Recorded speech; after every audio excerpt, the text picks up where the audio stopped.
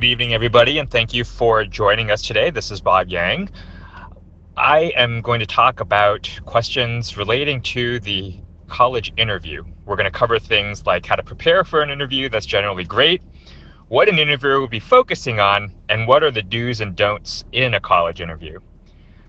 In case you guys are not familiar with my background, I graduated from MIT in 1998, and for the past 20 years, I've been interviewing folks who are applying to MIT. And so in that time, I've interviewed hundreds of students. And so I have a pretty good feel for what works and what you should try to avoid. All of the top universities will offer students an interview as part of the application process. Some schools make this optional. Some schools make this required. But you should always do the interview. The purpose of the interview is to provide an additional viewpoint that supplements the test scores, transcripts, and essays in a student's application. The interviewer will be the only person that will meet the student face-to-face and will assess a lot of personality qualities like energy, enthusiasm, and presence. I'll spend today talking about how to prepare, what your objectives should be, and the key things to emphasize and do well, as well as talk about things that I see students doing that they should not do and avoid in an interview. So first off, before you have the interview, you should decide what the key points are that you want the interviewer to know about you by the end of the interview. You should have the confidence and rehearsed answering questions that will likely be asked, such as why you developed an interest in something. At EduBridge, for example, we strategize during the autumn of grade 12 what the key points are that a student should emphasize across essays, teacher recommendations, as well as the interview so that they all match and tell the same story about the student. Before each interview, we also do simulations to make sure the students are ready and confident with their answers. Once you know what the key points are that you want the interviewer to know about you, you need to prepare stories and examples to illustrate each of these points. You want the interviewer to come away with a strong memory of your personal qualities by telling stories. People remember stories. For example, one student who felt that perseverance was her biggest strength told me how she failed a figure skating test 4 times before passing. And each time she failed, she had to practice and wait for another 6 months before she could try again. Another student talked about how nervous he was the first time he gave a speech in front of the class, and then how he forced himself to continue to do it. He told me stories about how sweaty he was and how he was shaking when he was talking in that first speech, and gradually how things got better, and by the time he was giving his last speech in front of the entire class, he was fully confident in what he was going to say and got an ovation after giving the speech. If you talk about your academics and happen to do research, be ready to talk about your research. If I interview students who did science or engineering research, I'll often ask detailed questions to make sure that they really did some work. Very often, students will say they did more than they actually did for a project.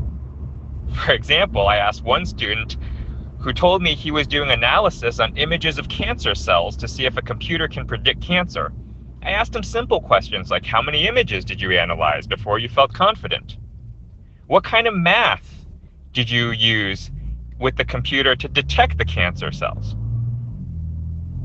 He was silent for several seconds and then said he couldn't remember.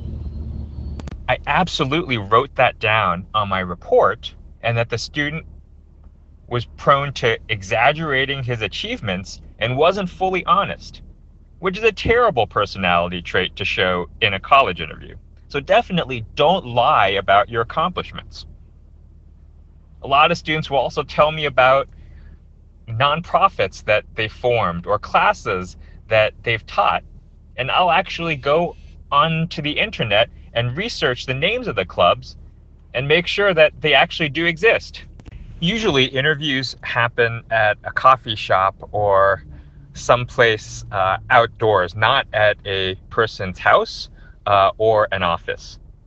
So a few tips. You don't need to wear a suit and tie at the interview, but do wear a collared shirt and pants. Don't be late for the interview, and shake hands firmly when you meet your interviewer. Sometimes people will ask if I should prepare a resume or not. I think you should always have a resume ready and give to the interviewer, even if they say it's not required. I tell students personally they don't need to bring a resume, but I've always accepted the resume if a student created it and give it to me. Also, if you like art or have written an app or a program on your phone, show it to your interviewer.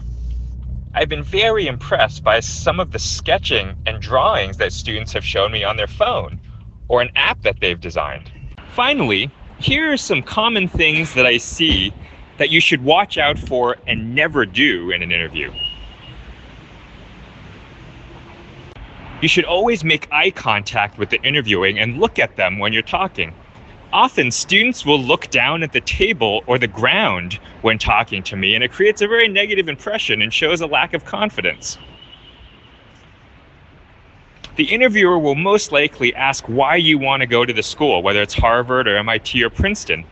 And if you answer because it's a good school or because I can learn a lot, that's not a very good answer. What they want to hear is that you've prepared for the interview, that you've done research and know specific programs, classes, and professors that interest you at the university. So don't be unprepared when the interviewer asks if you have questions for him and her. This is your chance to show that you did research on the college. So ask questions related to the college and the areas you're interested in about that college. Finally, remember that the purpose of the interview is to tell the interviewer about yourself. It's to not to make friends with the interviewer. So don't make too many jokes. Don't ask personal questions like how much money do you make? Are you married? Or did you have very many friends in college? That's not really relevant.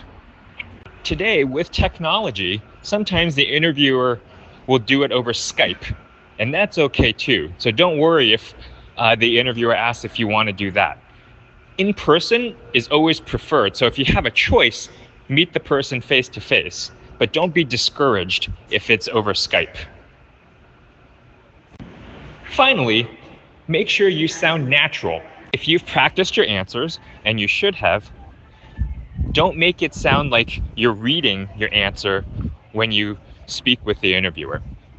Try to sound happy and natural, and that you're having a talk with the interviewer rather than just reading an answer off a page.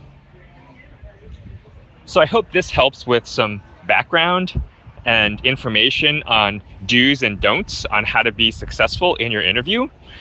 I'm happy now to take any questions you might have. Thank you all very much for joining us tonight. I hope you got some good insights into the interview process, and we will speak again tomorrow.